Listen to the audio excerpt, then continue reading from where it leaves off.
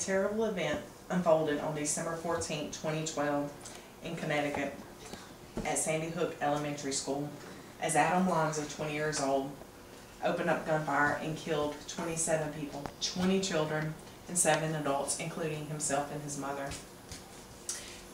On my left, you will see a police officer ushering children to safety, and on my right is the school principal, Dawn, who died trying to save the children in her school.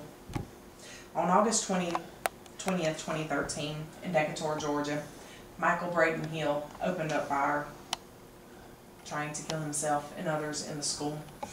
But Miss Tuff sat there and talked to him and pleaded with him not to kill anybody or himself, and he turned himself in without any fatalities that day. The shootings just don't happen in schools. They also happen in other places. Sarah L. Greenlaw was shot in her home in the neck and died, according to a reporter from NBC4 Washington News. Shootings are not just random acts of violence. Sometimes accidents do occur. Dan Smith stated in his article, a 2-year-old killed his 9-month-old sibling while the sibling was still in the crib. Which brings me to what I want to talk to you about today. Stricter gun control laws can possibly lower the crime rates, which involves homicides and crimes committed with guns, and possibly prevent accidental deaths in children. To begin, I will explain the definition of gun control laws and talk a little about the gun control debate. What is gun control law?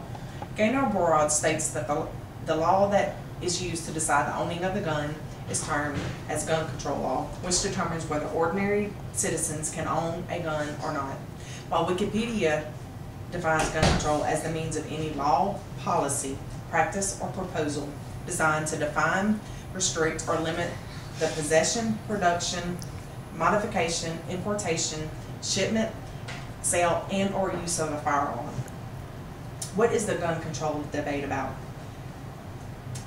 According to this PowerPoint and according to gun control, the debate started when people started realizing the dangers of unrestricted gun ownership. Gun control also states that crime statistics showing that more and more people are getting killed due to gun violence.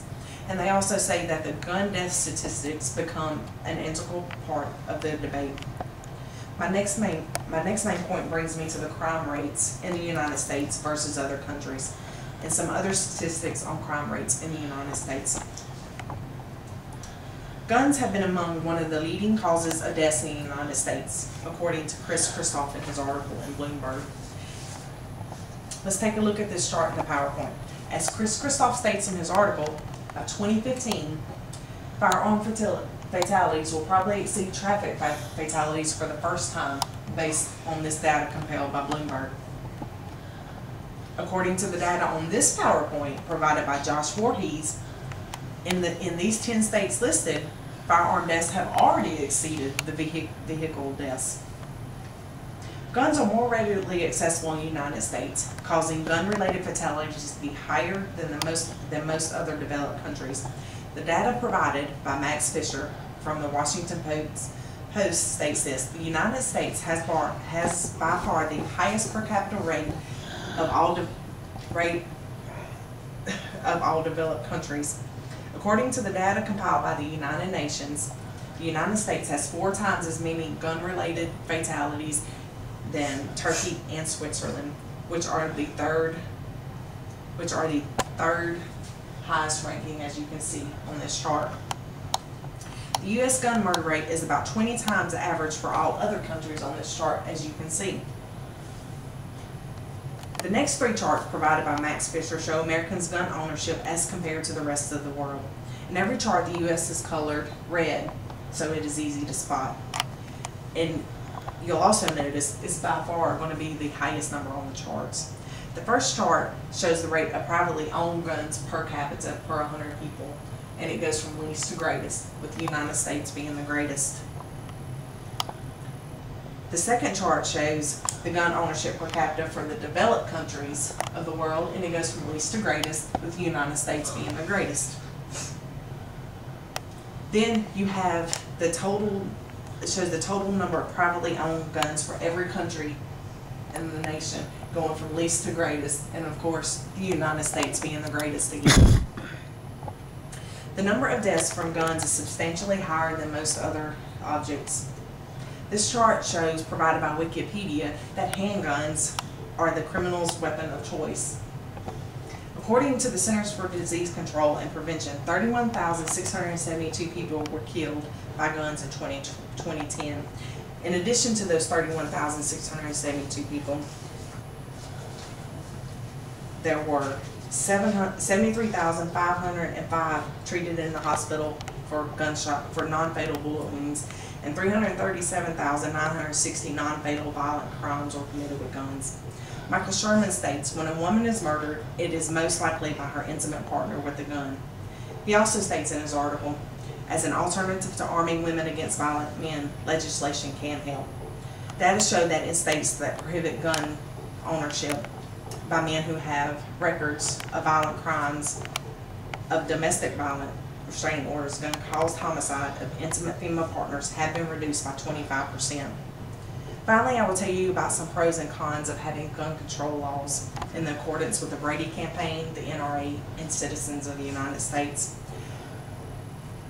In this chart, Brady campaign versus NRA. The Brady campaign is for stricter gun control laws, and the NRA is against it. As you can see, Brady campaign wants state licensings of gun dealers to help law enforcement. The NRA state's federal government licensing program already meets the required standards. Brady campaign they want records that should be maintained of gun sales to trace criminals, where the NRA argues any type of registration could aid in confiscation of guns. The Brady campaign favors ballistic fingerprinting and microstamping technology, where the NRA said that fingerprinting and microstamping technology would require registration and bans on private sales. The Brady campaign also states, according to the Herald-Dispatch, that the guns should be sold with child safety locks and personalized technology for authorized users only. Whereas in the NRA had described in the Herald-Dispatch that they argue against government intrusion and believe safety training has already decreased firearm accidents. Which brings me to the next slide. These pros and cons are from citizens of the United States. The people for gun control laws say that lunatics, bullied school kids, disgruntled workers, and others can inflict mass casualties with guns that otherwise wouldn't be possible. They say suicide and crimes of passion are higher with gun availability. They say the Second Amendment of the Constitution was targeted towards militia, the National Guard, and other individuals. They also say legalized gun ownership means guns have a greater chance of falling into the hands of kids, potentially resulting in some deadly accident. Where the cons against it were the people who do not want stricter gun control laws say criminals will always find a way to obtain their guns, leaving the law-abiding citizens without weapons to use in any defense. They also say the Second Amendment to the Constitution protects the individual rights to gun ownership.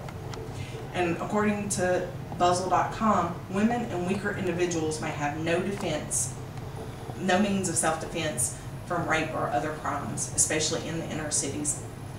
Buzzle.com also states that guns in the possession of citizens are an added protection against government tyranny. In conclusion, I want to go over my main points. I defined gun control laws and talked about gun control debates. I gave you statistics on crime rates and gun ownership in the United States versus other developed countries. I also gave you some pros and cons for gun control according to the Brady campaign, the NRA, and pros and cons from citizens in the United States.